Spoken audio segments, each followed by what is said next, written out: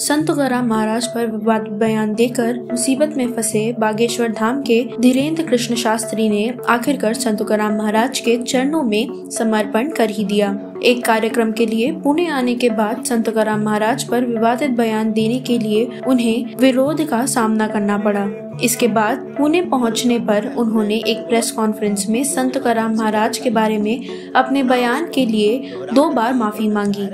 कि किसी पुस्तक के माध्यम से जो लेख मिला था, अपने अपने बोलने का एक लहजा भाषा का होता है, हमने उसे बुंदेलखंडी लहजे में बोला, कई लोगों को आस्था पर आघात पहुंचा। उसके लिए हमने क्षमा प्रार्थी होकर के क्षमा मांगी। आज देहू आकर उन्होंने संत तुकाराम महाराज के दर्शन कर इस विवाद पर पर्दा डालने की कोशिश की। उन्होंने कहा कि छत्रपति शिवाजी महाराज का हिंदू स्वराज का सपना संतों के आशीर्वाद मिलने पर ही पूरा होगा। श्री सीताराम भगवान की जय, बागेश्वर धाम की जय, सन्यासी बाबा की जय और जगत गुरु भगवान श्री तुकाराम जी भगवान की जय, श्री हनुमान जी महाराज की जय। आज हमारा परम सौभाग्य है, देहू गांव में हम जो है संत श्री जगत गुरु भगवान तुकाराम जी महाराज के दर्शन करने आए।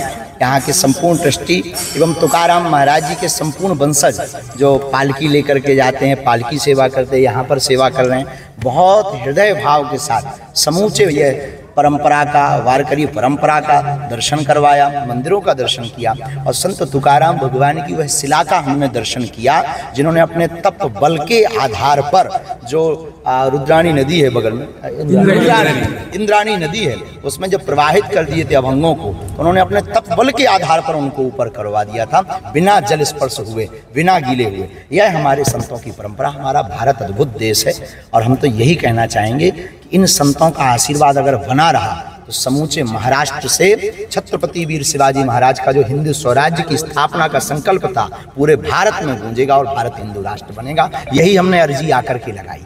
आज गलती का ऐसे हुआ वो जो पिछली बार बयान हुआ, देखिए उसमें ऐसा था कि हमने एक लेख पढ़ा था, उस लेख के आधार पर बोलने की भाषा है। हम कभी भी, उसके पूर्व में भी हम आ चुके थे महाराष्ट्र, संत तुकाराम भगवान के बारे में जानते, संत ज्ञानेश्वर महाराज की जितना समझ है, जितना पढ़ पाया, कभी हमने किसी संत को नहीं बोला।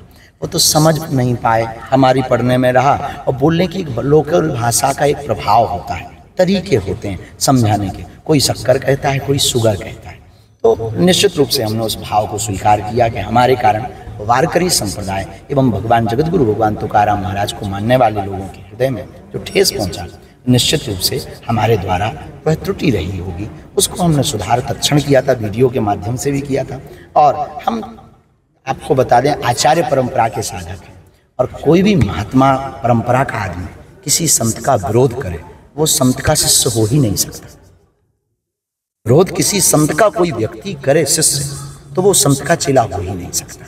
हम भारत हिंदू राष्ट्र के लिए निकले हैं और अपने ही संतों की महिमाओं का मनन करने की बजाय अगर विरोध करेंगे या कोई ऐसी अनर्गल बातें बोलेंगे, तो ये जो दूसरे पश्चिमी सभ्यता वाले, हु अल्लाह वाले हैं, ये तो फिर प्राण ही खा जाएंगे।